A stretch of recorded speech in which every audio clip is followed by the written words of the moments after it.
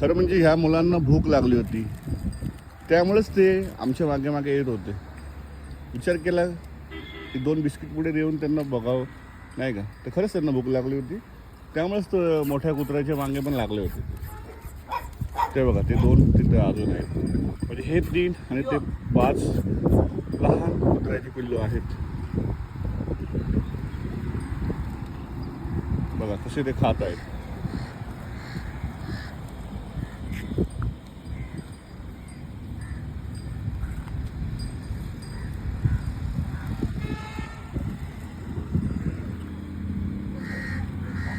भूक भूक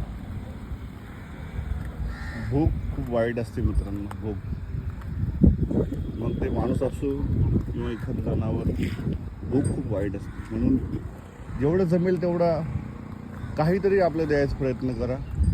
आपण असे किती पैसे खर्च करतो इतर बाहेर फिरण्यामध्ये, काहीतरी फुलाची पाकळी, काहीतरी खर्च करा.